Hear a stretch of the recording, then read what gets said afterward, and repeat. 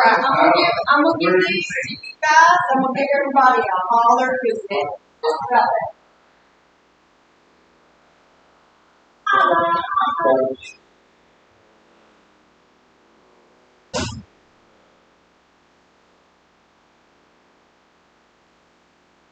All right, guys.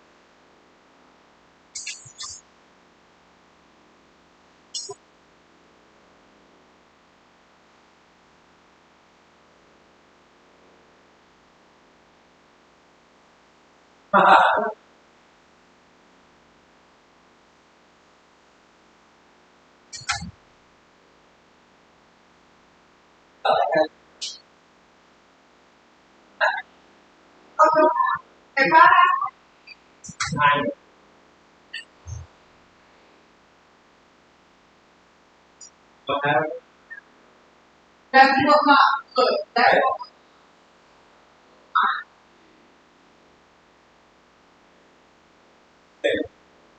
That's for everybody.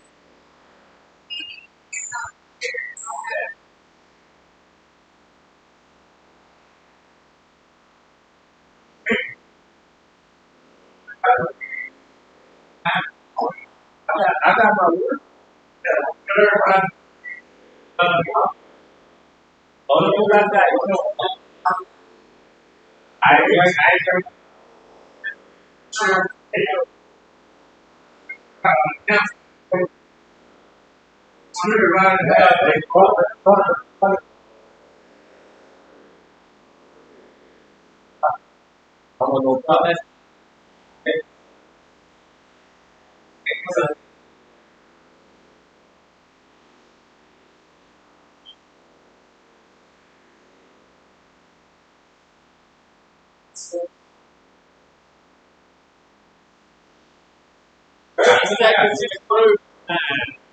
Just about finished.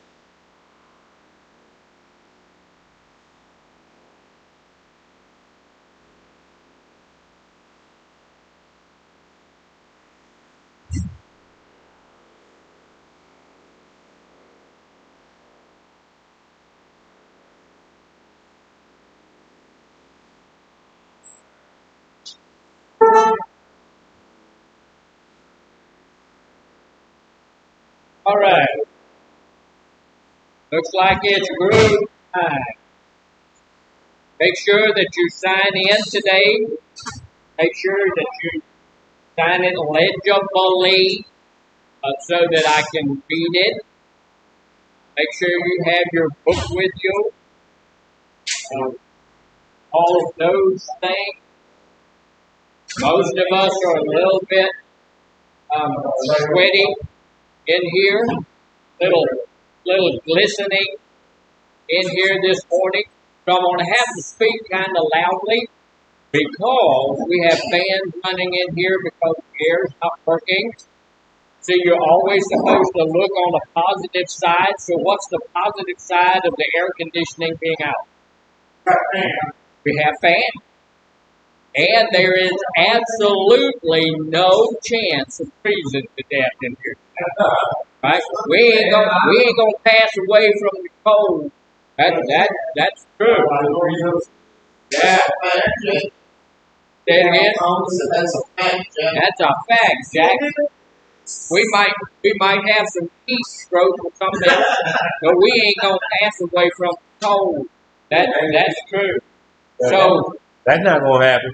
No, and look, since it's really warm in here, and with all of us gathered together in here, that makes it what? A little warmer. Because all little heaters, 98.6 degree heaters, all adding a little heat to it. So here's the deal. Today, just this day, if you're hot or something and frustrated, feel free to get up and walk down to the hallway a little bit, cool down a little bit. We may take extra breaks. We may do all of that. Now, if we're taking extra breaks over here at South Point because the air's out, over there at North Point, the air works fine. Y'all can't take breaks. So you just gotta sit there and think good thoughts or something. I don't know. Because we're over here, it's hot. But it ain't hot over there. So I'm thinking, I need to be teaching from over there. Y'all can, I can just stay over there this week. Right? That would be the good thing.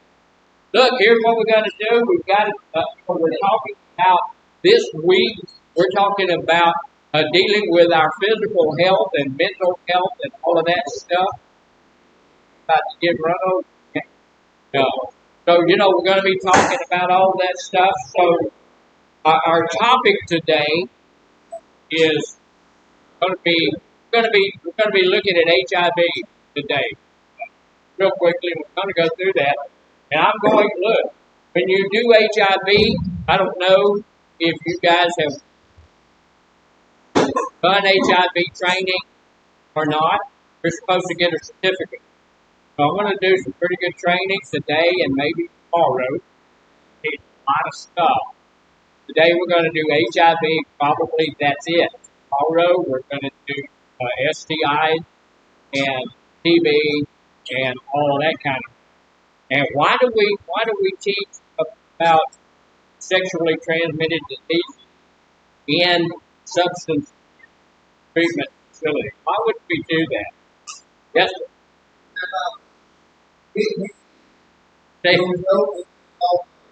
Oh yeah. But that's right. When I'm using drugs and alcohol, I will do anything, and I will do anybody. But but look, if you get high enough or drunk enough, I'll guarantee you, yes, you will. Sometimes you wake up and you're feeling kind of bad, and you're asking yourself the question, how they go get in here? So you just will. So here's the deal. What's the best way to protect ourselves from all of these sexually transmitted diseases? Don't do drugs. Stay off drugs. We are sexual beings, and to say the best way not to have a sexual transmitted disease is not to have sex. But look, we're probably not going to go that route. Probably not. There are people who do, and it works really, really well. But probably we're not, most of us, going to go that route. So, staying off drugs and alcohol, what does that do? Keeps my mind, keeps my mind going outside the box, keeps me from getting in a place where I'm going to let my emotions overrule my intellect, and I'm just not going to do the things I should do. Right? So we're going to look at that a little bit. But before we do that, I want to go. We have a couple of those skills I want to hit. I didn't get a chance to do it yesterday. I get to talking a lot, and and sometimes I talk too much and time to play. But if I know you can't see this very well over the door, but look, what is this? What is this? What's that depicting? That guy don't look good. There's something wrong with it. He's all shaky, everything, green. All of those lines on the side, that means he's shaking. He's green. Where is he? He's in the emergency room.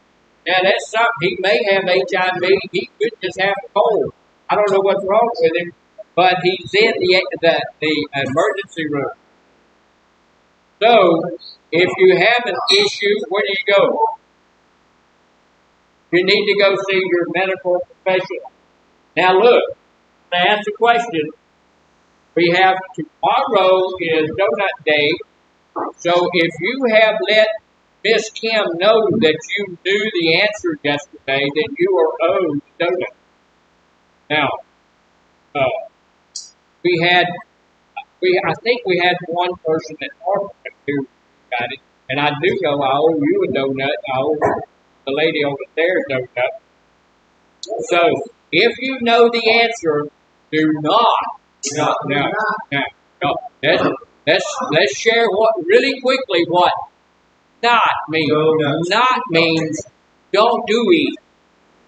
If you know it, keep it to yourself. Just don't do it. If you know it, it's right there. If you know it, don't blurt it out. If you know it, don't blurt it out. Okay. Keep it to yourself, and then later on, we're going to ask the question, and if you know the question, you get a donut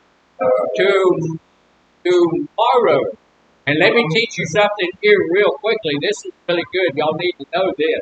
If I don't bring you the donuts tomorrow, as long as I owe you a donut, you got a donut coming. Now, I'm going to get you a donut. But look, when you get the donuts, you got to eat that donut right out there in front of all them other people. So, let me ask you this question. This is the question. And remember what we're going to do? We're going to blurt it out, somebody said. No, we're not going to blurt it out. I can't find my thing. What I do is somebody stole my stuff. You bring me a honey bun, I don't eat. Yeah, what about if you don't eat donuts? You bring me a honey bun? You don't eat donuts? You know, I've known you for a little while, and I always knew there's something a little bit off about you. There's something wrong. People that don't eat donuts, Something wrong. Some ain't right. Well, I lost my sheet, but I know the question is so, morning, ma'am. How you are doing? That's it. So, a baby, a little child, a baby, an infant, kangaroo, is called what? Ooh, I know. All right, so hold it up, and now if you're over there at North Point, what you have to do is, you know the answer, you have to let the RA or someone or Miss Chastity or somebody over there know before we or when we ask the question. We're going to do that later on. Okay? And that was pretty easy. Everybody ought to know that. Yeah. So, and the answer is not kangy. Not kangy. No. All right, real quickly, we're not going to take a lot of time on this, but we're going to go over the coping skills things that we didn't do yesterday, or the skills for change, or really life changes, not life changes, life skills, and we may have to change our life to get these skills operational. We went over a whole bunch of them yesterday, and this is one of the reasons that we have to pay attention to this, because There's a lot of stuff that's going to change in our life. We stopped using drugs and alcohol. That took our major coping skill out. I no longer have that major coping skill. So now I have to learn the life skills back over. While I was using alcohol, I did not. I lost most of my life skills. There was stuff I had to get back in. So there's a few things. Let me go over these. Let's see where we were. We stopped at social. So we need to build some new positive relationships. What's the first thing about a positive relationship? Say it again. Communication. That's a good thing. That's probably secondary or third. Y'all gonna have to speak up. You don't hear well, and then we've got this man right here. Mr. Freeman's got his face stuff. So I think in my own mind, y'all tell me if I'm right or not. I think the first thing when I'm going to make a positive relationship, start a relationship with somebody, they need to be sober. And what? Sober. They need to either be a normie, what's a normie? Somebody that doesn't have any problem with drugs or alcohol at all. So they need to be a normie, or they need to be deeply in recovery. If I run into somebody who's looking good and smelling good and sounding good, and I say, okay, are you in recovery or are you a normie? What are you? And they say, yes, I have been sober for 3 weeks. Is that somebody I'm going to make a relationship with? No. No. 3 weeks? No. No. How about somebody who's been in recovery for, say, 10 years? Maybe so. Okay, maybe 10 years? Maybe so. Yeah, they've been in recovery 10 solid years, or they got 3 solid years of recovery. If they've got some solid recovery behind them, then I can consider. And not no 3 weeks. No, not 3 weeks. But I'm going to consider that. Why am I going to? I'm not just going to jump into that relationship. How am I going to consider that? The very first thing I'm going to do is take some time to watch what they do. Some people are dangerous. They're dangerous first to themselves, and then they're dangerous to others. Even in their recovery, some people are at that point in time when they've got 3, 4, 5 years, they're beginning to feel real confident about who they are, and they'll do stupid stuff. That's what happens to us a lot. When we feel confident about our recovery, we do some stupid stuff. Like what? Yeah, going to the bar. Yeah, my friends over there at the bar. I'm not drinking. I'm not going to drink. If I do that enough, something might happen.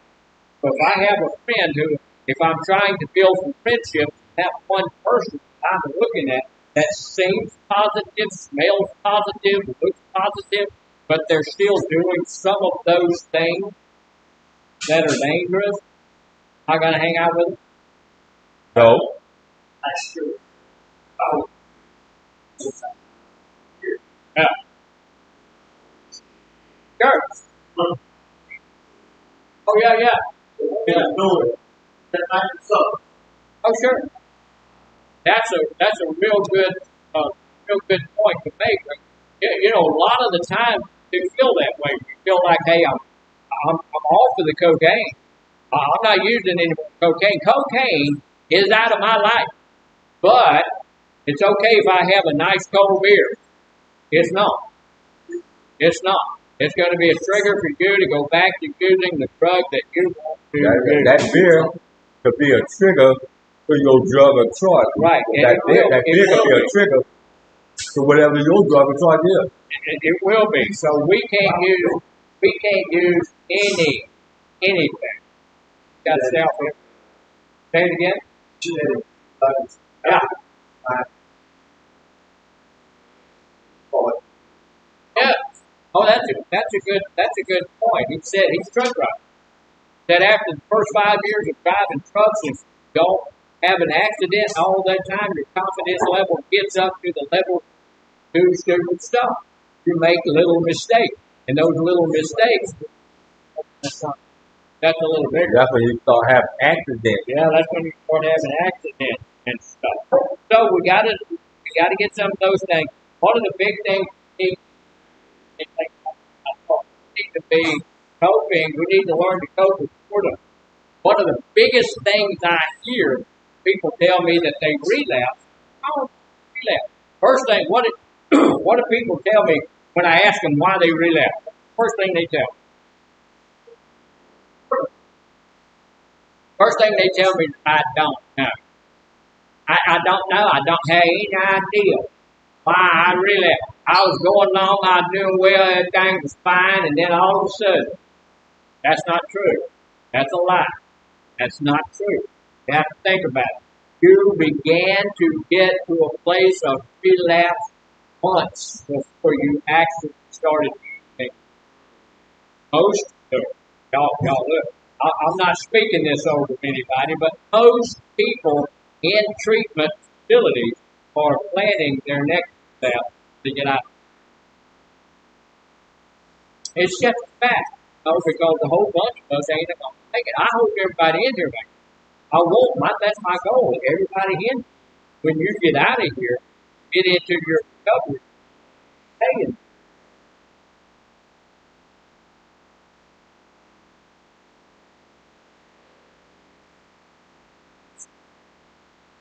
not able. I don't know if it's because we need to start it or.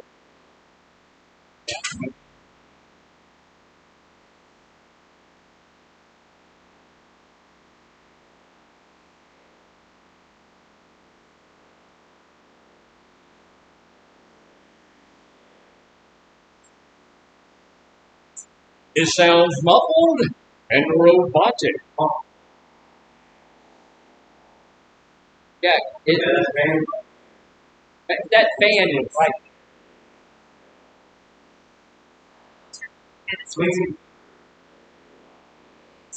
But just check.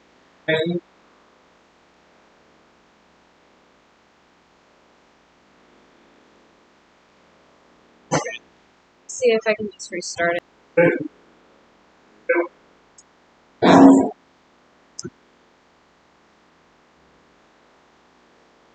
Down.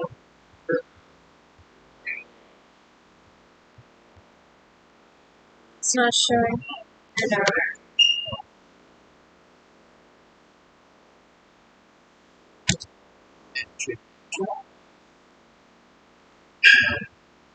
All right, can you hear me now? Hello? Hello?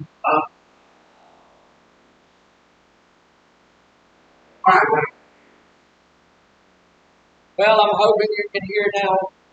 If you can't hear now, then Miss Sierra knows that you cannot hear it. And we'll do something a little bit different again. I'm thinking until they get the air conditioner fixed in here, I just need to start shooting it up. Because I think it's the heat. I think that's got the computer so up that, you just can't do a good job of sending it over to the other facility. Perhaps not. But anyway, we're going to do a little bit. Look, we're going to learn to cope with boredom. How do we cope with boredom? Say it again.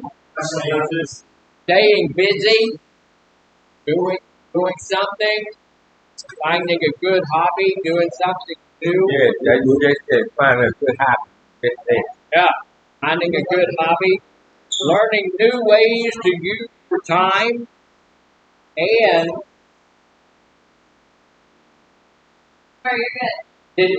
good. And find something to use your time, but find something that you enjoy doing.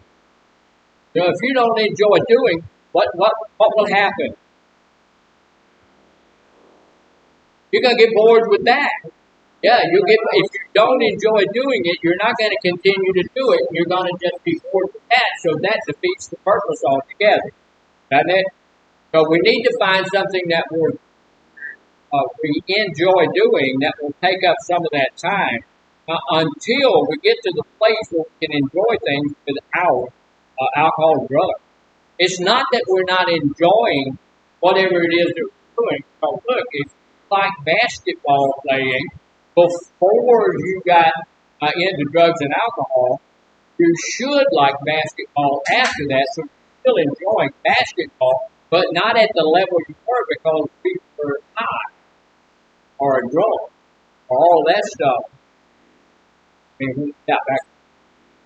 So now we need to find something that's advantageous for us, positive for us, something that we can do.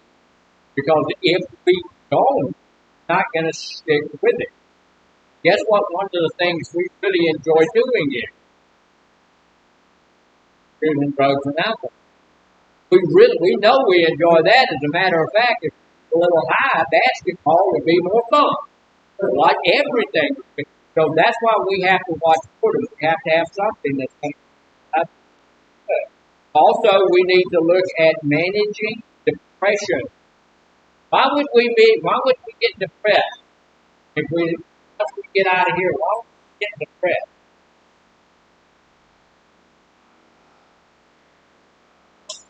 Well, yeah, not being able to find a job would cause us to be depressed. Family members trusting us the way that we do. All of those things. But the reason that depression is an issue is because we had that coping skill before where we could use some alcohol, we could use some marijuana, whatever, and we wouldn't be, we wouldn't be at a place of coping life on life's terms because we had something there that would help us get that, and we wouldn't get anxious and get. The only thing that would make us anxious or depressed is if we couldn't find our joy. So, if that's what happens, that's going to get up. But if we learn how to manage, how do you manage depression?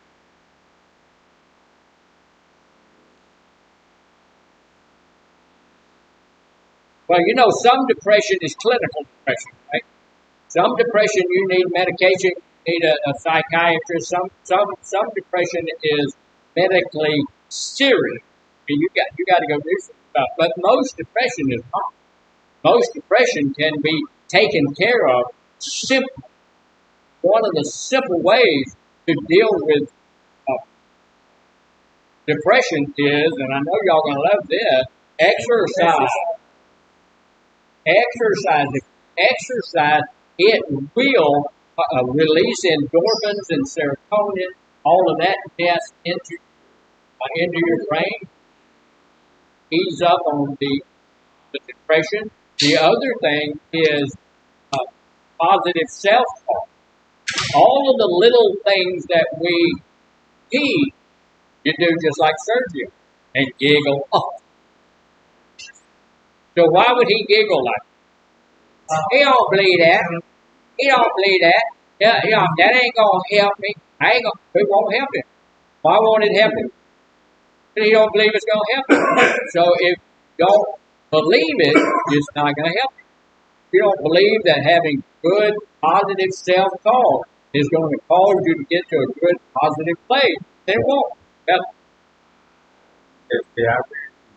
Positive self-talk. You don't need nobody to self-talk.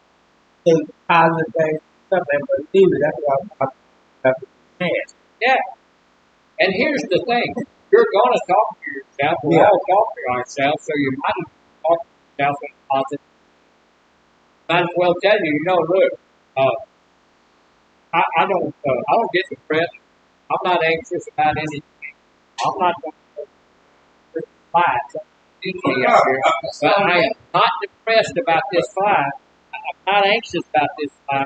But if I get to the place where I have the opportunity, I'm going to take that fly's life. Then I'm going to take him in there in that bowl of raisins.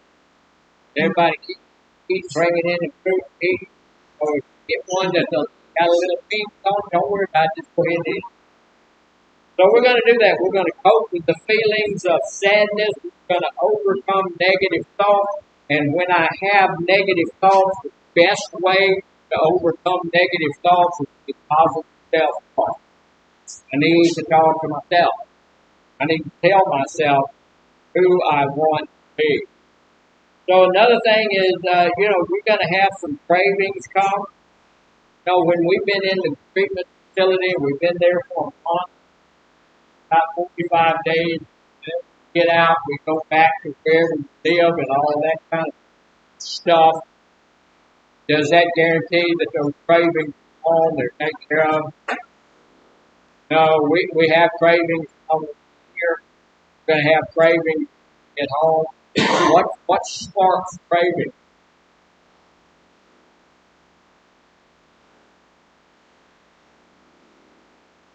I'm sorry, I was watching.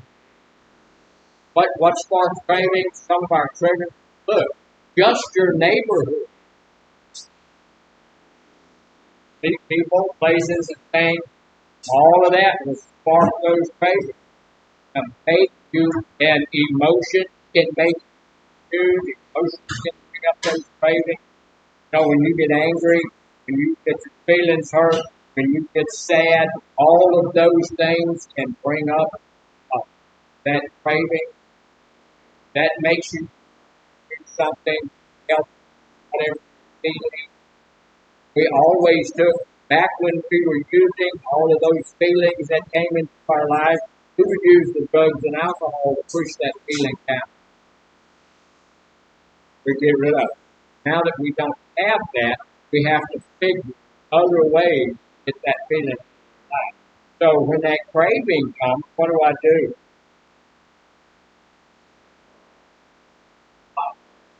Get a Pop-Tart. Yeah. Okay, I've seen so many Pop-Tarts in here, y'all must be craving your butts off. So learning to get through urges consistently without giving in. You remember when we talked about urge surfing? When the urge comes and gets us and we really want to use and all that time, how long does that last? About 8 minutes. About 8 minutes, and then it's going to be gone. Now, when we're in the midst of it, we feel like it's going to last the rest of our life. We feel like this ain't ever going to. I'm going to feel like this the rest of my life. But it's going to last about 8 minutes. Then it's going to be gone. And so if I can hang on up here where that thing is going at the rest of it, and I can surf that urge, then boom, it's gone. It ain't going to stay there. Same thing with cigarettes. People just act like, I'm going to die if I don't get a cigarette. Or one of those other things. Vape. That's the craziest thing. And people take that stuff and try to get vape on. That's healthy. That healthy? It causes popcorn lung. It's starving. It's terrible. But, hey, going to have some self-esteem issues sometimes. Why do we have self-esteem issues? We all have self-esteem. I had a guy tell me, I prefer not to have any self-esteem.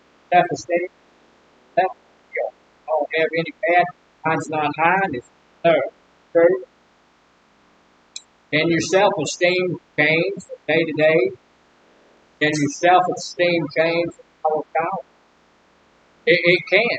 Usually, if self-esteem is changing like that, you've got some type of issue to deal with it. But we should always be doing something that's going to build our self-esteem. When we get out of here, the people that we're supposed to be staying away from, and we don't, those people are going to help us have low self-esteem. Well, you're an addict. Now, good. Everybody in the world is going to help feel bad about themselves. So if everybody in the world is helping feel bad about themselves, then you have to take the responsibility to make you feel good about who you are. My responsibility build myself. Because usually other people aren't going to do that. You know, it's kind of natural for people to look for the bad, know that? Usually because it's easy. You know, if whoever's out, you take a look at them and see all of the bad stuff they do. I can always find out. I mean, I can always tell you. Always tell you who's not paying attention. Always tell you who's doing whatever. Do it. You know, they're doing fighting a whole field. I don't know it. He's taking notes. Fantastic. You know, but most people I have folks that the other people about, and those folks are writing books. Now, okay, that's your autobiography. You know, so you can tell all of that stuff. Yeah, see, looking at the good thing, it's a little bit harder to do. So both of these gentlemen said, "I'm taking notes. I'm taking notes. I'm taking notes." They ain't taking notes about what I'm doing. They're taking notes about how many times that they do, and what we have for lunch today. But they take a note. Yes, I really like you know, I kept thinking that. Well, that's a really good point. He said you're really not who feel like you are most of the time. People can get you to a place to feel less than, but that's not who you are. And that's a good thing to understand because, hey, I need to be building myself next. Because look, nobody else has that responsibility. Is it your responsibility to build my self-esteem? No. Is it my responsibility to build yourself? No. It is my responsibility to help you know how to build yourself. But it's not my if you feel bad about yourself, that's your fault. That makes sense? Look, if there's something that feels really bad about the counselor, myself, we're gonna help you know how to fall. We're gonna be able to fall. But if you don't receive that, and if you don't believe that, if you don't do that, and you stay in the doldrums, you're going to see help. Right? So we need to build our own self-esteem. Food management.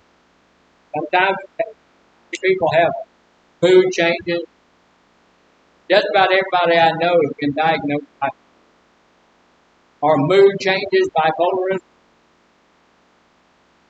Well, if you're bipolar, you're manic up here for 3 weeks, 5 weeks, selling the house, going and going to the boat, gambling, and forcing your spouse and finding that stuff. And then after food, you're clinically depressed in bed for 2, 3 weeks. That's bipolar. Food changes. I feel bad today, I feel good next, or during the day sometimes. As I drive in, see the sun coming up, and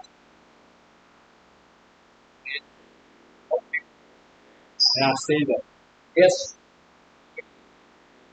back in the country. See all over this now. When I get home, now air conditioning still ain't fixed, so my mood can go up during the day. Need to be at a place to manage. Can other people change your mood? They can. If you're angry at somebody and you stay angry at that person, then when they walk into, guess what? Your mood changes. Your mood will change. That means that you being angry at them has given them power. They have power over you. There's a couple of guys in my life just hate. and they're mad at me. They don't like me at all. One of them, I ride a motorcycle, and we do rides for big deals. Ride every main to the church. And he got to the ride before I did, he'd up at Harley, and you buy the sticker, all of that, you have to pay $20 to go. So he had already been there. He had a bike, his wife had a bike. So they both, that's $40 on the stickers, their best, and them on their best. And so he probably spent $60, $70 already, and he's sitting on his bike. And then the police are there, and they'll let like 7, 10 people, bikes go at a time. Or let 300 bikes go all at. And so they were doing all that. So my wife and I, we both have bikes, and so we pulled up on the place, and his wife and he saw us pull up. They didn't go on the ride. That's stupid. They said, I have power, but he's mad at me, and I have power. I made him leave, and he had already paid for all of that stuff. And we go from Beaumont, ride up through the woods and everything, wind up at Jasper, and in Jasper we have lunch, and it's all paid for. And it's just big, nice lunch. And Jasper, they play a 50-50, just trying to get money for the kids. We had last time we went, we had a young lady there, beautiful, who had a brain now. So that's some stuff, but he's out of that because he's angry with me. He not let other people decide what move. Right? So we got to. One other thing we need to watch real closely is impulse control. Is that problematic for us? It is. If I want to, all of a sudden I'll have an impulse to go to the stores or something, and I'm walking through that, there's a part of the store there that has all of those other kinds of things, and my impulse why do you think they have all of those little things up on the counter, toilet paper? Why do you think the lottery tickets are all right up there? Yeah, it's because of impulse buying. See, that was impulsive. She wanted your fan. Zip. It's go. That'll be up. Bring in some of the Kool-Aid. So, that's why they have all of that right up there where you can see it. Why do you think that the lottery tickets are all different colors? The ones that are the most expensive are the brightest colors. Why is that? It causes us to impulse buy. You're going to buy more red than blue. You're going to buy more blue than yellow. So if you look at those lottery tickets, most of them are red and blue color. Sometimes red and blue mixed together, but you're not going to find a white and black and white lottery. Not often. They did make one time, but usually you're not going to see a black and white lottery because they don't sell. People aren't going to buy that. So they do all that's impulse. So how do I deal with impulse control? How do I keep myself from doing things impulsively?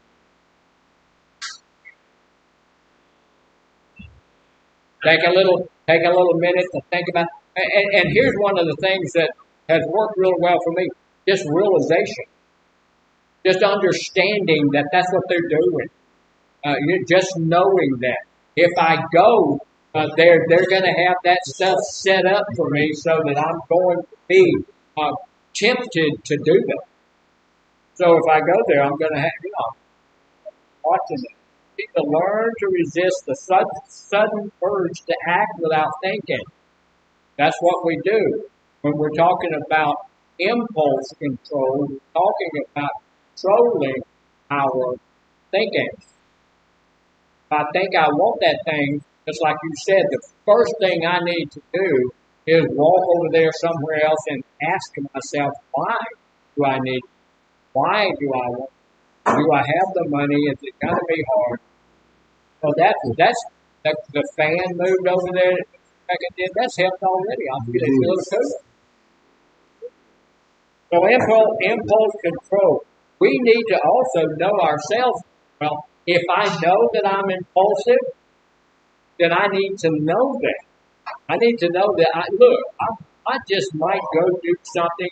And so if I know that, it's going to be easier for me to decide I'm not going to do those things because I'm not going to be in that thing. Now, and one big deal we need to, this is a life skill. And look, it's a big life skill, and that's drama avoidance. How many of y'all have drama in your life? Drama. Oh yeah. Oh yeah. How many of us cause? How many of us cause the drama? Oh no. Yeah, I wouldn't have thought that about you. I wouldn't have thought you causing. No, not at all. But a lot of the time we are causing drama in our lives, and look, drama is killing us, but we're causing it. I had a guy in my group. His wife came, left her car for him, and he said, "Well, I need to get out of group just a little bit early." I said, "Okay, fine." He said, "I got to take my wife's spare tire out of her trunk." Okay, she got a flat or something. He said, "No." So I'm going to take her spare tire out of her trunk, and I'm going to put it in her driver's seat. Well, why on earth would you do that? He said, "I'd make her mad." I said, "Why do you want to make her mad?" He said, "We argue every day, so I just come up with some good reasons for us to have an argument." Yeah, okay. Why? Because he was addicted to the drama. Have you ever seen a couple that fights all the time? Somebody in that couple is addicted to the drama. And if there's no drama going on, guess what they're going to do? They're going to create some drama. We're finna have us some drama off in here. Because I'm going to tell you, I've been married for 52 years. I know exactly what to tell my wife if I want to have an argument. Exactly. She knows the same thing with me. She knows exactly what to say. Exactly. So, we don't say those things a whole lot, but every now and then it happens, and there comes that drama, right? Some people do that every day. Some people do that hour by hour, and they fight all the time. It's because they are addicted to the excitement. So what do? Say it again. You avoid it. That's what it's talking about. Avoidance. Drama avoidance.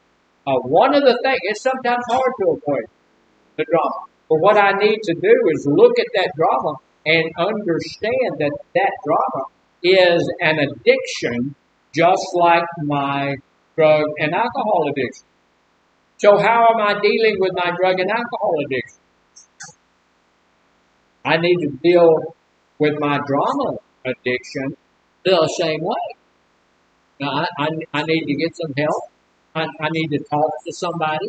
I need to go to church. I need to tell my pastor, hey, I really like fighting with my wife.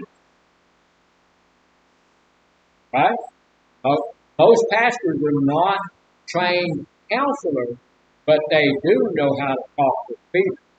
So, they can help you with that. You had your hand way up.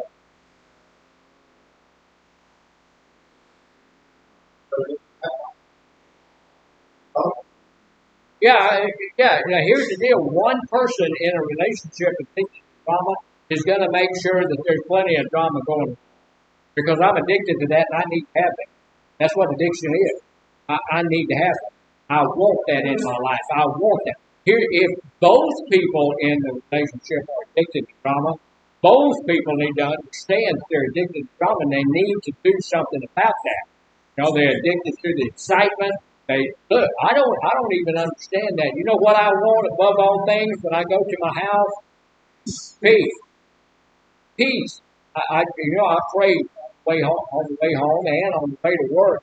And I ask the Lord to thank Him for 3 different things. I thank Him for everything in the world, but I thank Him specifically for grace, mercy, and peace. Grace is what got me saved. That's what says I can go to heaven. Grace is unmerited favor, and I'm going to heaven because of what Jesus. Mercy is what keeps it in place no matter what I do. And then the peace is knowing those 2 are in place. So when I get home, if my wife wants to fight, I ain't going to be part of that. I'm here for peace. And thankfully, we don't do a lot of things. Sometimes we do a little scuffling. Like yesterday, coming home from church, did a little scuffling. Where you hungry? Yeah. Where you want to go eat? I don't care. Okay, well, let's go to Der Wiener Schnitzel. Y'all ever been to the Der Wiener? You know, they've got a fish and chips. They just a brand new thing they came out with. And she said, that place is all it's got is hot dogs. That's not true. The Wiener Schnitzel's got a whole menu, got a lot of good stuff there. But, she had just said, I don't, anyway you want, but she don't want to go to the Wiener. That's what I was.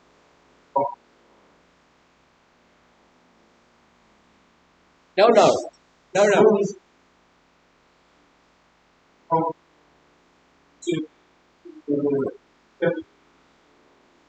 Yeah. So, and yeah, eventually, look, I took her by the Whataburger. Took her by the Kentucky Fried Chicken. That's going to be too greasy to eat in your car. I said, oh, okay. So I took her by the Pizza Hut place. She said, well, now pizza, you can't be eating. That's got so much carbohydrate. I finally got her to say, where do you want to go? She finally said, I would like to try that lane. Y'all know what Raising Cane? Yeah. Raising Cane got that chicken stuff where they open another one right down the road. It's called Lane Chicken, and it does exactly the same thing. They're copying Cane, and I bet you it belongs to be a lane, never came.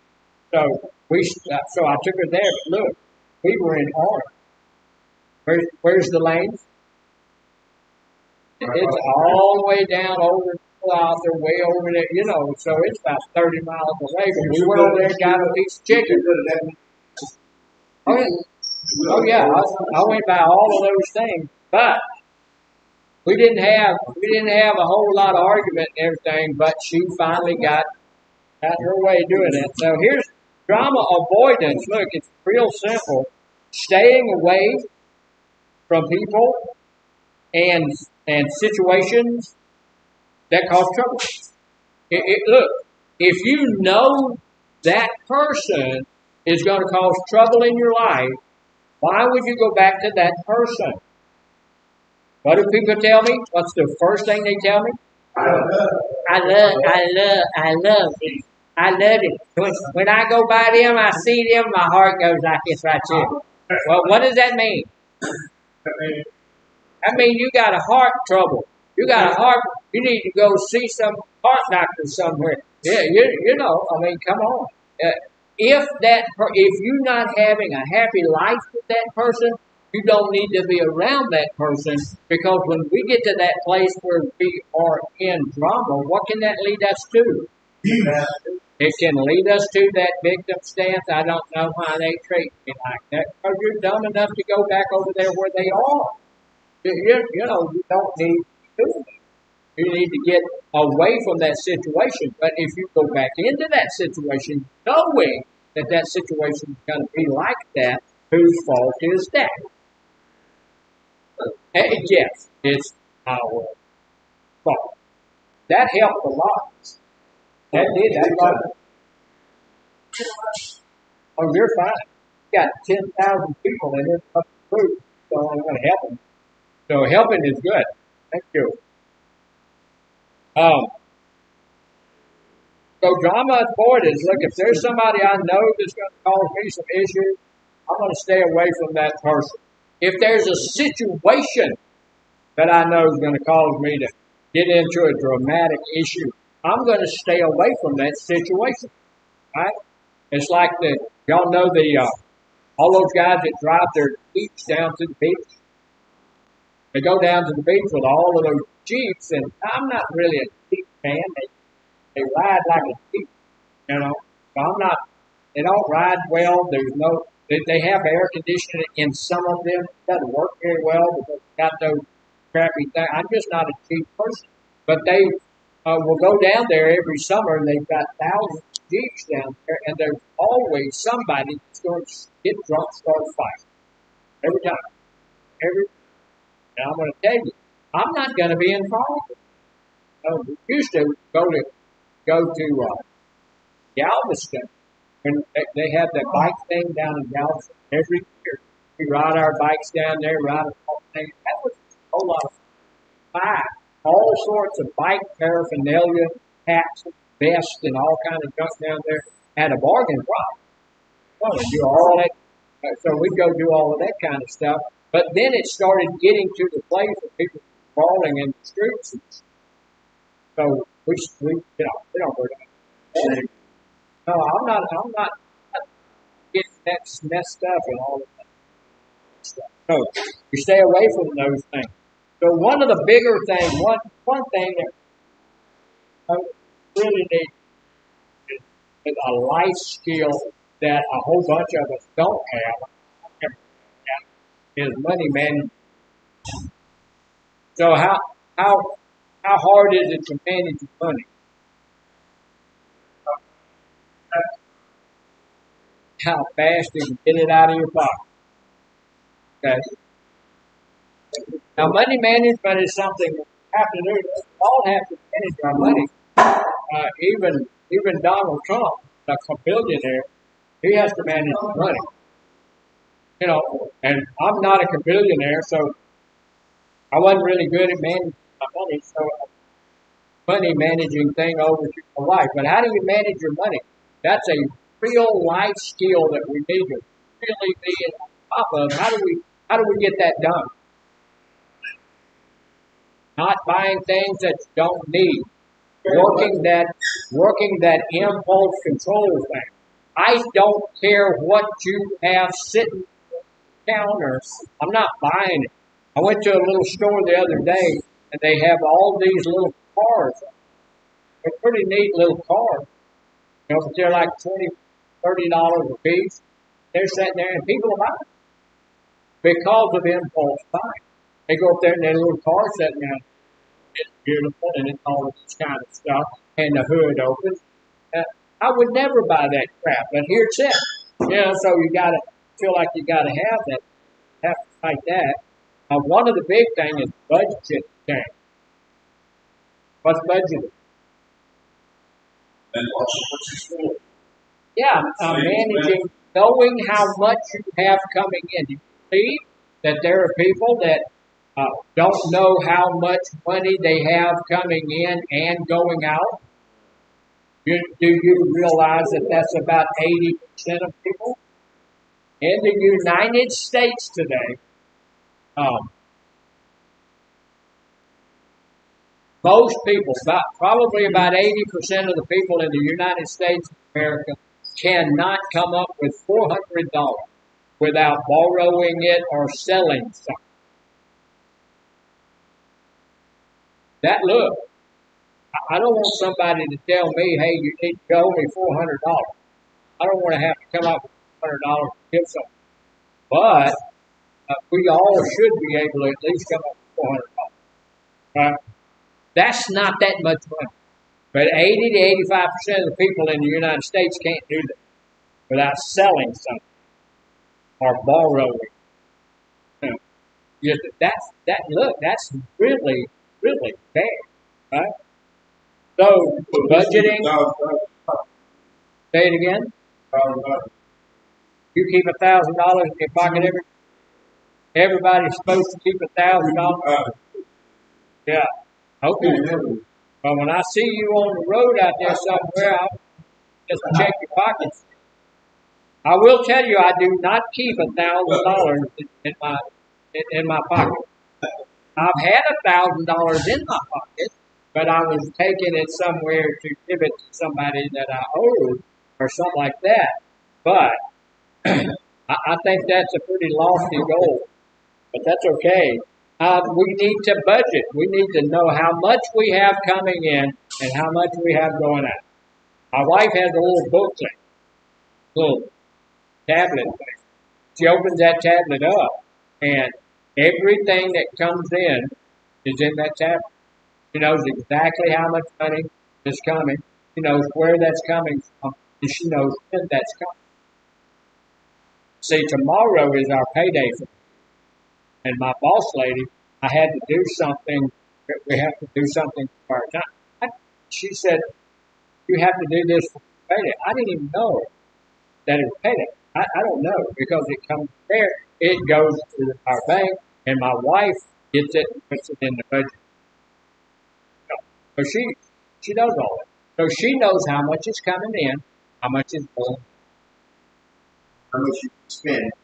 Yeah, and she'll know. She knows how much is left over. Yeah, how much is left over. So we need to avoid overspending. Here's the deal: if you don't have anything left over, is that problematic? Yeah, yeah. We ought to have a little something left over. I tell you, I was in the army for a long time, and we lived paycheck to paycheck. Sometimes paycheck didn't make it. Didn't have enough. So we'd have to call my wife would call her mom, talk about it, always send us a $20 bill. She would never ask, but mom knew that baby's calling because they ain't enough money now. The grits and the gravy getting low, so mom would send a $20 bill. Now back in the day, I went into the military in 1972, and so I got out in 77. So that was $20 back then would help us get to the end. $20 now won't do anything. I stopped by that Lane's place. I got a chicken sandwich, and my wife got a chicken sandwich. Yeah. I got a glass of tea. She got a Coke, and it came with French fries. That was like $30.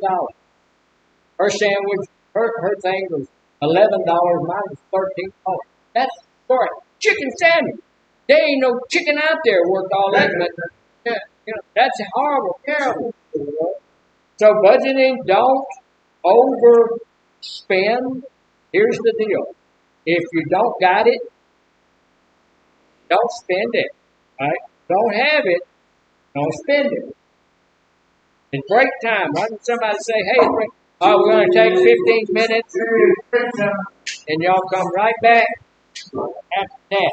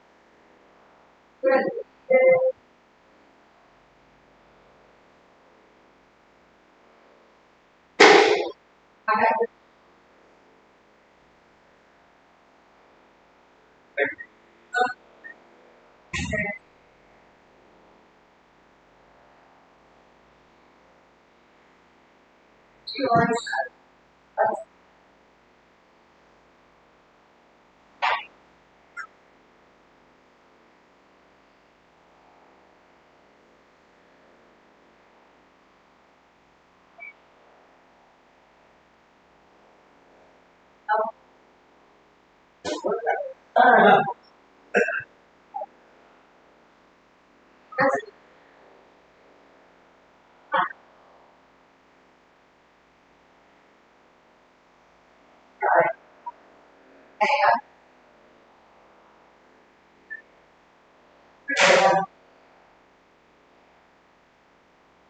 take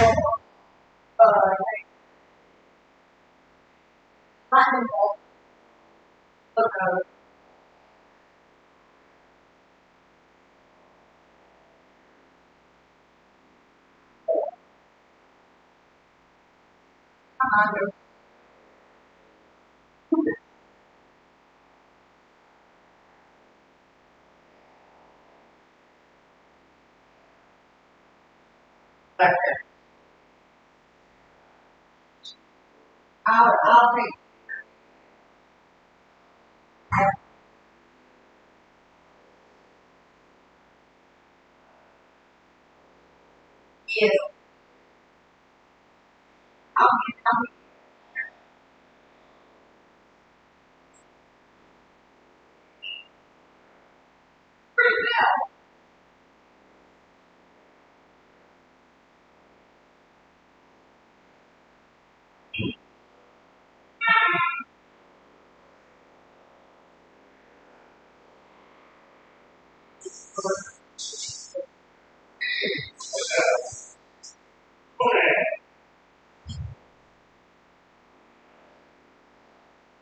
I'll walk it.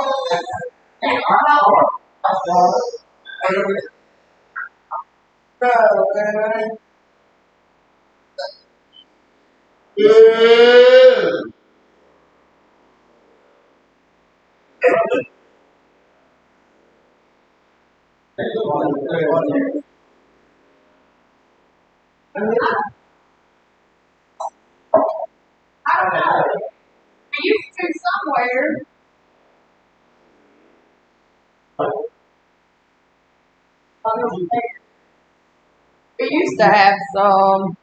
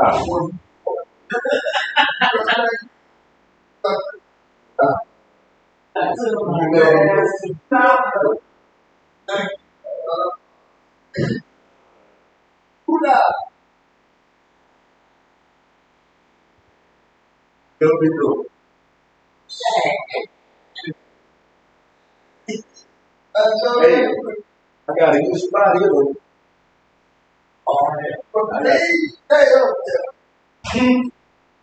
Please. That seems like that hard. Good.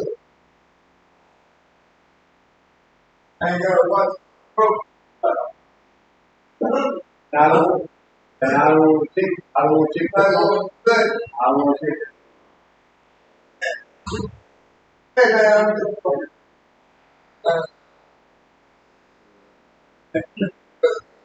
God, I got all of it.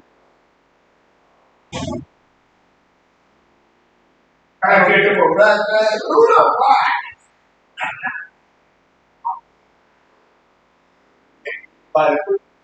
Already. Nobody. That damn flip I know. Okay.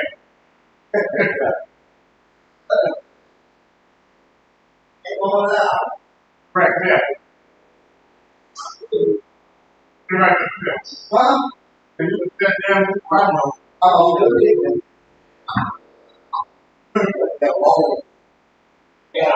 Oh, yeah. What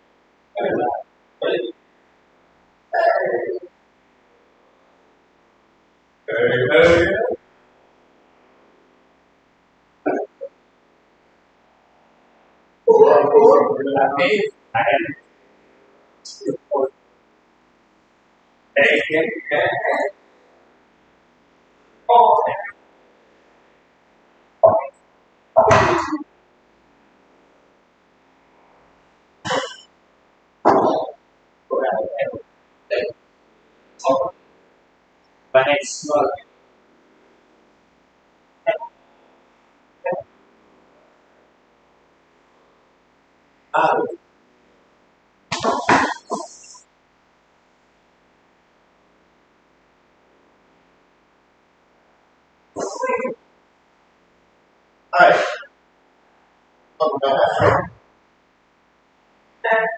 You know, all that sum it all up. Yeah, that's pretty much true. And all you like. Yes, sir. Yes. All right, so we're back. We were supposed to start on HIV today. We may not do that. May not make it. If we do, it's going to be very light. It's a little cooler in here, and appreciative of that. Becca did us some good. But it's still kind of. Yeah, I can deal with it now. Tolerate. still have a lot of people who hadn't made it through. They're still in the stuff or that part anyway. Talked about drama avoidance and money management. One of the last things on money management that we need to pay our bills responsibly. We need to make sure that we are getting our bills paid when? On time. If we don't get our bills paid on time, that's going to cause what? It can cause problems. You're exactly right. It can cause some stress in our lives. And what does stress do? Stress can kill you. Stress can do some bad things to you. Probably about the worst thing that stress can do is get you into that place where you're in a victim stance. And when we're in a victim stance, that helps us go to that place where, okay, I'm a victim. Ain't my fault. Might as well use. Everybody loves me. Everybody hates me. So I need to make sure that I pay on time. One of the things about paying on time is you need somebody to loan some money, to rent you a house, to rent you a car. I saw something the other day that I thought was brilliant. There's a company that rents tires. And I was thinking, how do you rent a tire? Well, it's a tire. I don't know. All I saw was they were renting the tire. Just the rubber tire. And what they do is rent to own. Actually, what they're doing is giving you the tire on time, but they're not set up to do that, so they can't do it. So they said, okay, you can rent a tire from it. So you rent the tire, and then you pay it off once you get that tire paid. I need 4 new tires. Those things. So rent it might not be a bad idea. But, you can pray for it about 4 different times. But, most of us can come up with $10 or $12. Can't come up with $1,000 to buy 4 tires. So, we need to, that's why, if you come to me and you want to buy something on time, come to me and you can borrow $10 and you're paying your stuff on time, I'm more likely to give you that loan if your stuff's on time. If your stuff's not on time, then I'm going to have an issue. So, got to make sure we have our money management going the way that it's supposed to. This is one of those things that's going to cause a lot of stress, a lot of mess in life. So it's just best to have it where it's supposed to. Right? All right. There's a few more little things here. One skill area, one life skill that we need is problem solving. We're going to have, when you get out of here, are you going to have any problems when you get back to your place? Are you going to have any problems as life goes forward? Day one, yeah. He's probably going to have some stuff. Probably going to have some type of problem. Always look. We already have the problem of being addicted, but there's all sorts of other problems. Yesterday, I saw a young lady that had flat. Does that sound like a horrible problem?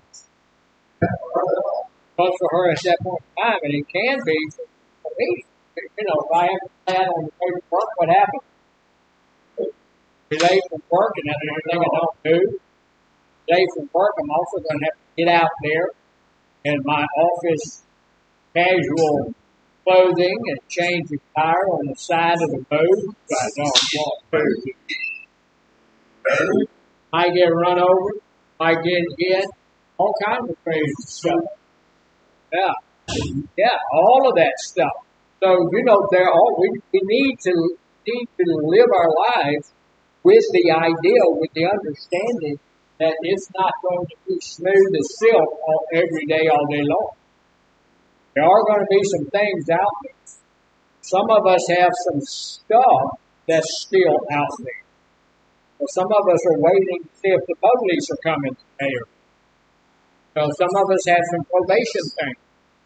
Some of us have some holding things. There's all sorts of stuff. And so we need to understand that, look, we have to have some skills at solving problems. Right? So one of those things that says, look, when obstacles get in your way, identifying positive alternatives. I need 4 tires. What's a positive alternative? Buy 4 tires, man. Yeah, and that's true. That's a big deal. If I can afford to buy 4 tires, I need to go get 4 tires. Buy one at a time. Buy one at a time. That's another alternative. Say, you can tell, look, not only do we have some addictive thinking in here, we've got some criminogenic thinking going on here. For those who didn't hear, the man said, rent a car, steal the tire. Yeah. Don't do that. Don't do that. Yeah. Put them on layaway. Just go to the rent a tire company and get you a rental tire. Yeah. If you rent them, if you don't pay for them, they'll come get them. One other thing is Maypop tires. What's a Maypop tire? Yeah, used tire. Yeah. You ever had a used tire? Oh yeah, I've bought probably more Maypop tires than I have new tires, and that may be what I wind up doing because my wife is going today to buy mirrors that she doesn't need. But I have too. I bought some pretty good Maypop tires because there are folks out there that will trade out their tires, in 30,000, 40,000 miles, and those tires are designed to go 80,000 or 100,000. It's okay. I'm okay with that if you got the money to buy tires, at 30,000 miles, do that. Then I'll go buy a Maypop tire. Why do we call them Maypop tires? They pop anytime. They may pop anytime. Guess 90% of the wrecks roads are due to bad tires. 89.5% of statistics are pulled out of the air. They are. And no.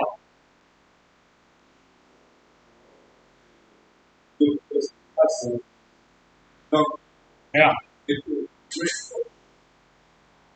Pull it out.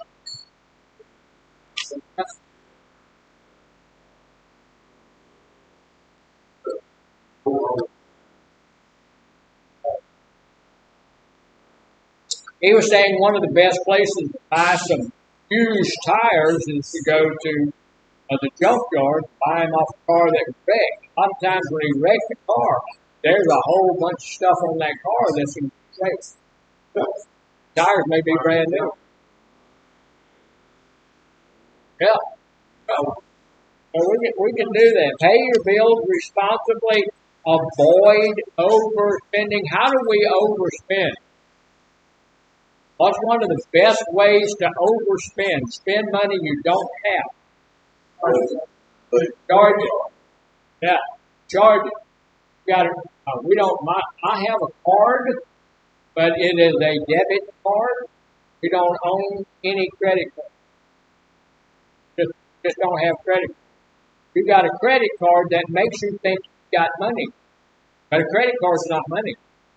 Credit card is a card where you can get credit, and the credit costs you a whole bunch, more than the bank, more than all of those other institutions, stuff like that. So if you can stay away,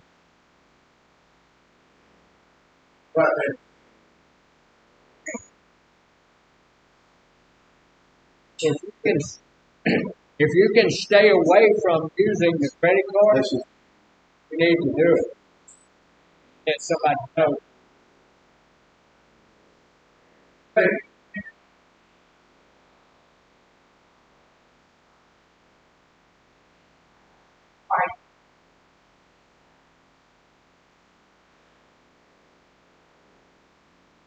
So, look, is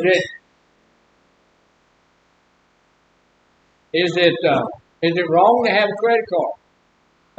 No, if you can deal with it well, you know what you got, and you pay that thing off as quickly as you can. There's so many people. If you can't pay your credit card off each month, if you can't pay that bill off, not the minimum charge, the charge you're supposed to be paying off, then you should not have a credit card. So many people who have gone bankrupt because they're using credit cards. It's a dumb thing. Dumb thing. Now, if you have a credit card, I didn't call you dumb. If what I said was using that credit card, you don't have the money to pay it back. It's a dumb thing to do. So, problem solving, we went over that. When obstacles get in our way, a lot of times when an obstacle, something happens out there, there's some problem, can't get it, somebody said can't get a job, can't pay the bill off, do something like that. We often will do that in a negative way, bad way. We need to make sure that we are dealing with our problem in a good, positive way. What do you do when there's a problem and you deal with it in a positive way? The other thing is, the old adage is a problem shared, problem had. So you take it to someone you trust, share it with someone, have a counselor, have a sponsor, have a sober support person. You share that with someone that's going to be able to help. So, problem solving. A big skill that we need to have, we need to work on is endurance. What is endurance? Stamina. That's a good thing. What is stamina? Perseverance. Yeah, endurance, stamina, perseverance. Long last. That again? Long lasting. We've got some staying power. Because you know what? When we get out there, we're going to have some things that's going to be kind of tough on us. You guys have shown some staying power, some endurance, most of us, in here today. Right? So far, the temperature actually has gone down since Mr. Beckett put the fans in. That helped a lot, big difference. Yeah, I really appreciate that. However, it took some endurance to stay in here. Right? It took some endurance to be part of it. So, developing the ability to keep going through tough times. Staying in our recovery sometimes can be tough. But we've got this thing that we know if I go do that, I'm going to feel better. I'm not going to feel better forever, but, for the next few minutes, for the next half hour, for the next hour, maybe for the next day, I'm going to feel better. Right? So, we need to be at a place where we stick to it anyway. We can stay with it. Because it takes some of it. So, how long do we want to stay in our recovery? For the rest of our life. I don't have an alternative recovery. What's the alternative to recovery? Stay in. Stay do what?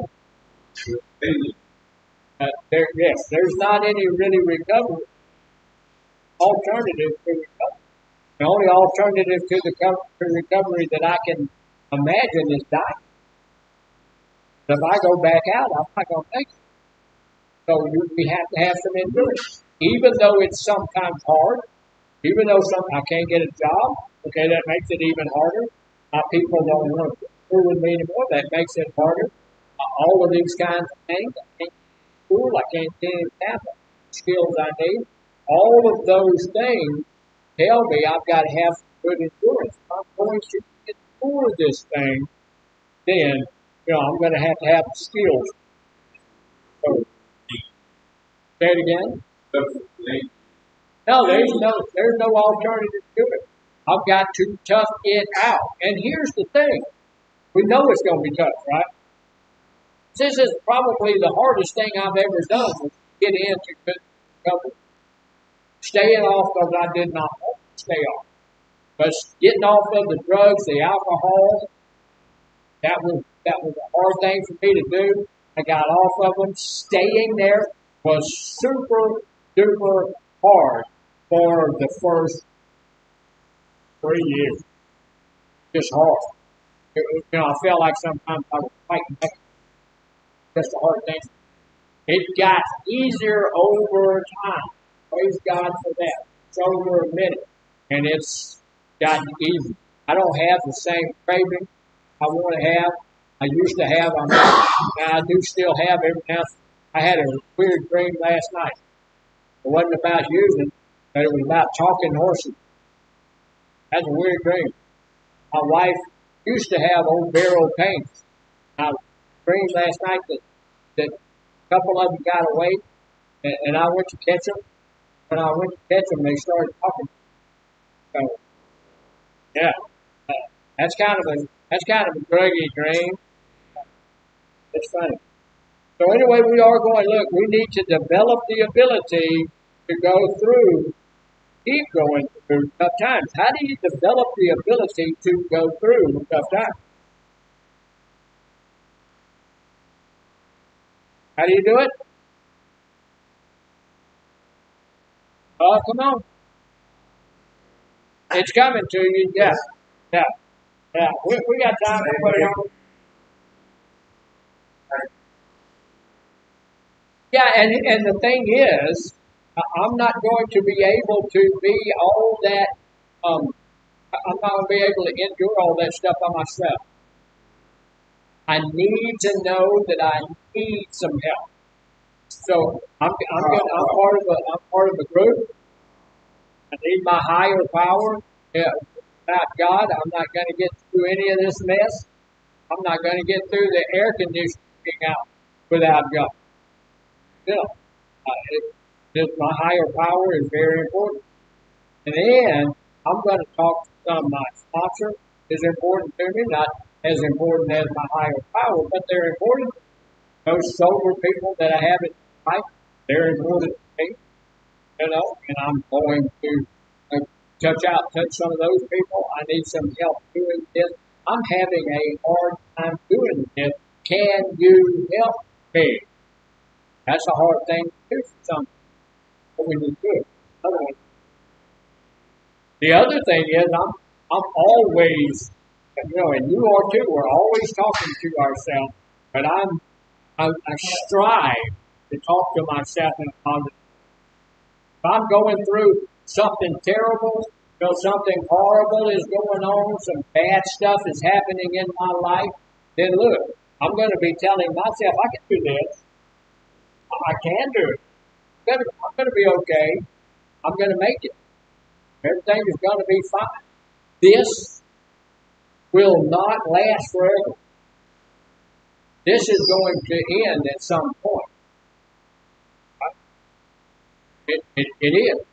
So even no matter what it is, if I'm feeling bad, if I'm sick, whatever's going on, it's not going to last forever. At some point, this is going to be all right. At some point, this is going to get fixed. At some point, everything's going to be all right. This is a temporary thing. And we can understand whatever the hard part is, I can better endure whatever's going on if I'm telling myself this is temporary. Next Tuesday at 4 o'clock, this is going to be over. Now, maybe it's not over with it next Tuesday, but that'll help me make it next Tuesday. Once I get next Tuesday, interrupting concentration. It's starting to bother me. Start. It'll be over at 11. This hard thing, this terrible thing we got going on over here is going to be over at 11. That's right. It might be over a little bit before 11, but who knows? Goodness. See, that's just motivating. Yeah, so that's what it could be over early. So, endure it. We need to have some things that are just look. There is some common, just things that are life skills. These are the things that we have to have life skills. Now, all of these that we've been talking about are life skills. Right? So, these are different. These are life skills, but these are the ones that we look on. These are the skills that we have to have just to live life. So here's what we're going to look at. Taking care of your home. Right? That's a life skill. What do you got to do to take care of your home? What do you have to do to take care of your home? Pay the rent, pay the mortgage. That's taking care of your home. How about cleaning it? You have to have a clean house. Yeah. Now, I'm going to tell you, not everybody has to have a clean house. There are people who have dirty houses. But, sir, you want to have a seat somewhere. You're bothering everybody in or go to your room or something.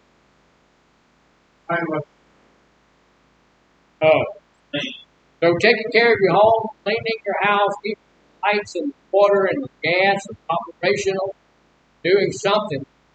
Making sure it's up, making sure your dog is fed, all of that kind of stuff. Making sure you have a home. How many people you know out there that don't have a home? Yeah, I know people. I myself was home for a while, so I understand what not having a home is like. Yeah. Oh yeah. That's something.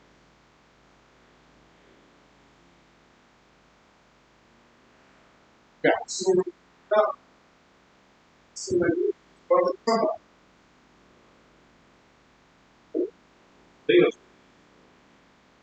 No word of mouth. Oh yeah. Yeah, I have too. Church doesn't do it now, but I used to have a church. So we did exactly the same thing. This church, after church, they go feed the homeless. We did that as well, and there were times ran out.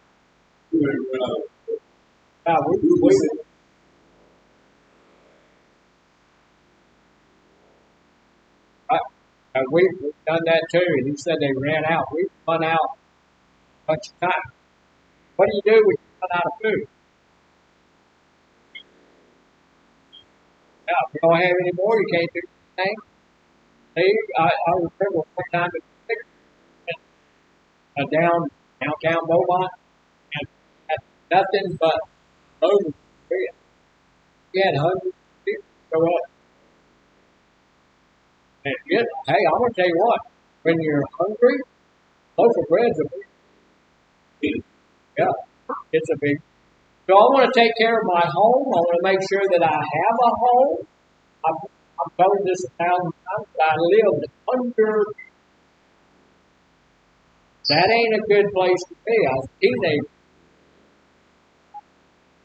Bad place to be when you're a kid. But when I was younger than that, we would go live in vacant houses. Sneak into vacant houses. Brother and myself. We'd go sneak into vacant houses. Catch us or something, or we felt like we were about to get off, run off. So it's a really important thing to have a house and have a home and take care of that. Also, look, another thing, life skills tell us that we take care of our home, but we're also taking care of our family. Right? We have to take, what is your family? What do you think the very biggest need family has from you? Isn't it? Trust. Now, your family needs to be able to trust you, and you need to be able to trust them. What else? What? Shelter. Yeah, they do need. They need a place to stay. We don't want our kids living under somebody else. We don't want them in the streets. We want them in a nice place. They need food. They need all of those things. But the biggest thing they need is what? What? Lights, gas, water, all of that stuff. What is it? Love. They need your love. Attention. Yeah. They need. Yeah. They need your time. A lot of the time, what these kids need is you. They need you. They need you to be there. And here's the deal.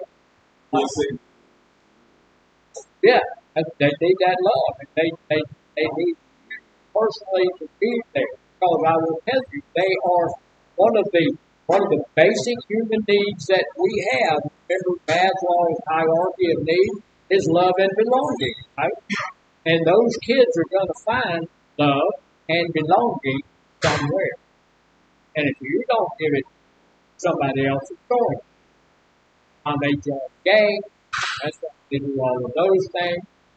So we need to know that when we get out of treatment, we need to get back out there. We need to give our kids love and belonging that they need in our time with them. That's where they get. So we need to be doing it. Sometimes us not feeling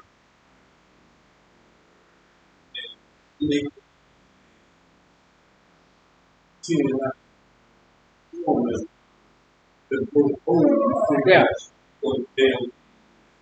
Yeah, and that's problematic, like you were saying, when you don't give it to them when they're little, they're 4, 5, and 6, we're still running moves, we're still trying to play pirate, all of that stuff, because we have rested identity development, we haven't grown up yet, we're still boys and girls, and we're not who we're supposed to be. And, here's what are you doing? If you can't start where you're supposed to start, you start where you can't. You start where you can. You let them know that you do care, even if they're 30, even if they're 50. You let them know that you do care, even if they're beyond things. You still have to what you can. May not look.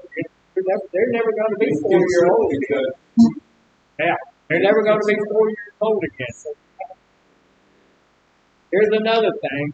You have responsibility.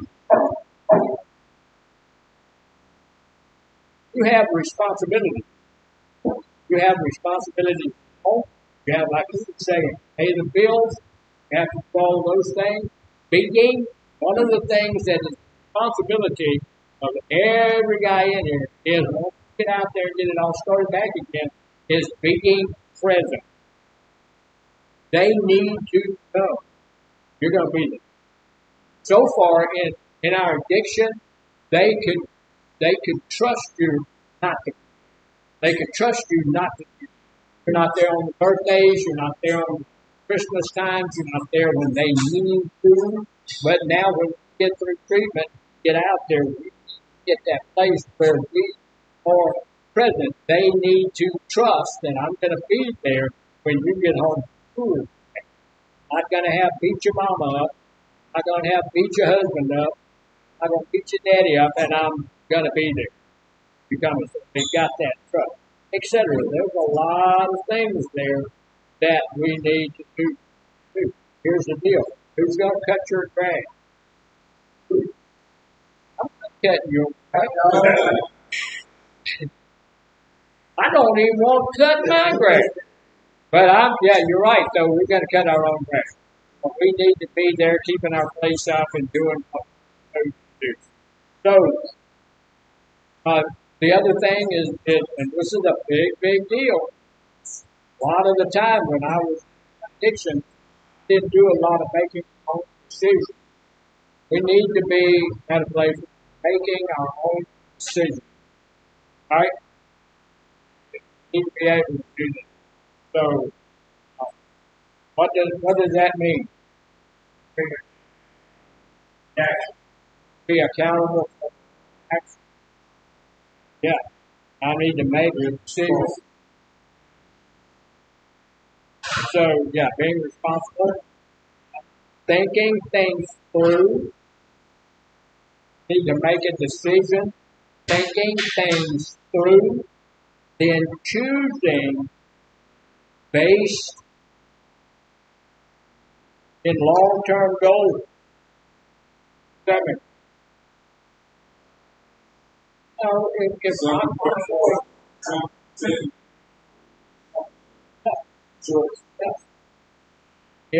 if look, and I've watched you guys eat those popcorns. The short-term goal for eating that popcorn is instant gratification. It tastes good. I feel good. What's the long-term consequences of that decision? Well, you're gonna get fat. You may develop diabetes. You may die 30 years too young. You may lose your limb. You may go blind. You may do all that stuff. But that short-term goal has been met. I want something that's going to taste good, that's going to help me feel good, and all that stuff. Those short-term goals are met. But I should be making every decision I make on long-term goals. How is this going to affect me 5 years from now? Look, the AC guy came. This is the third time you said it is alone. Back in the past. Hey, look, Now let's be true. when he comes in, y'all just let him come on in. We ain't worried about y'all. He'll be all right.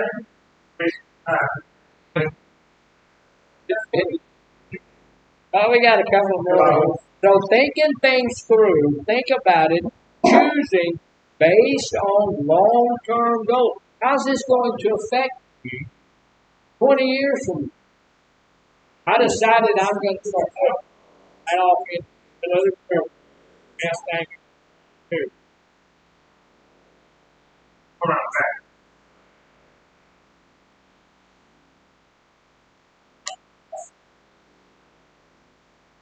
It might have killed him, didn't it? If he gets lost in something, it's his fault. I'll remember that. Can't find the way to go. So we need to know if I have decided. Look, how many people know that it is your choice when you get out of here? That's my decision. That's up to me. It ain't up to you. It's not up to anybody else. Not up to your counselor. It's not up to anybody. It's up to you. So when I go out there and sit down, I get to make the choice whether I'm going to relapse, I'm going to go back to using or not. But here's the deal. If I'll be dancing in my class. I'm happy. I'm happy. I'll be dancing. And I'm going to look, what's going to be the best thing for me 5 years?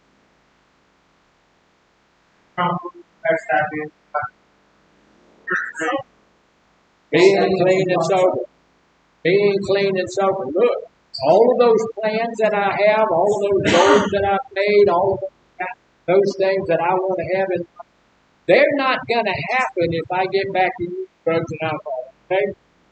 No, they can't possibly. So if I'm thinking long term, then I'm going to stay sober. Okay, real quick. Real quickly, decisions. The last one we're going to look at is relapse prevention. Now that is a life skill. We need to practice that life skill of relapse prevention. I need to make that as a goal. I need to come looking at anything that I'm going to do today, and if it's going to threaten my recovery, guess what I'm going to do? I'm going to do it. I'm going to avoid it. I'm going to stay away from it. Right? Right. Thank you. So, So, once you stop using, keep from going back long term. That's why we need to look at these things on a long term basis.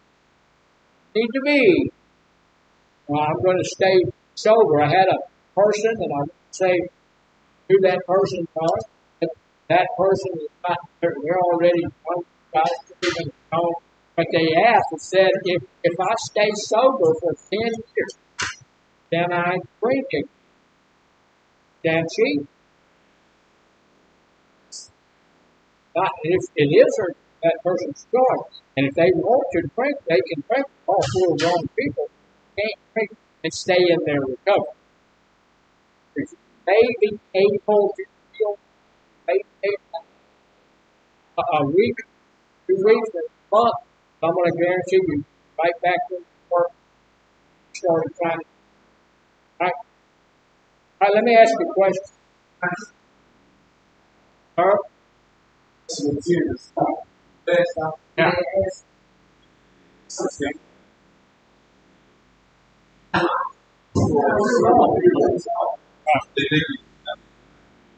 Right. That's when we get overconfident in our recovery. I haven't used in 10 years. So I know I can go to the bar and I won't be triggered. It won't that's not true. You're gonna get that overconfident. We need to guard against being overconfident. Just about, I don't know, last month, last month, my daughter's birthday was last month. And my son-in-law texted me and my wife and said, hey, will y'all come to the birthday party? Well, absolutely. It's my daughter. Yeah, sure. Absolutely. Said, yeah, we're going to buy everybody lunch. So, well, that's great. Or supper. I said, that's wonderful. Appreciate it. Got money. Let some of it run my way. That'd be great. So he said, well, we're going to have the party at Tia Juanita. Y'all ever been to Tia Juanita? That's a bar. That is nothing but a bar. We went to Tia Juanita, and I said, look, we're here for the party. Never been to it before. She said, well, the party is back that way. So we went back to the back. In the back is what? The bar. So there's nothing but a bar. There was an old lady there. She must have been, I don't know. And she was she was the singer for the night. And she was right in the mic. She was screaming in that thing. It was so loud. It was horrible. Sitting here and sat down at the table. And all of these people were slowly getting drunk. Is that a place I need? No. No. No, you can eat things. But here's what we need to learn. There are restaurants that serve food. Right? Cheddar's is a restaurant that serves food. Go into the bar there, but there are bars that serve food. So that's what Juanita's bar that serves food and not milk. And we stayed long enough to get our food, got it into go boxes, and waited for my daughter to come in, and told her happy birthday, baby doll. But she knew. She walked us out to the farm, and we're gone. That's not. I won't ever back. It's just nasty. But the other thing, what do you call if you know the answer? What do you call a baby kangaroo? Okay. Say no. What? No. Baby kangaroo. A baby kangaroo. What do you got? A joey? Yeah. A kid? That's a goat. That's a goat. Well, he said you call him a baby kangaroo. Well, in one way he's right. He is baby kangaroo, but that's not. Then he said you call him a kid, and a kid is a goat. So that ain't right. And then Sergio here said, they call Joey. Yeah. And that's true. That's what you call. So if anybody over there got that, so I owe you a donut. Get that donut tomorrow. Say it again.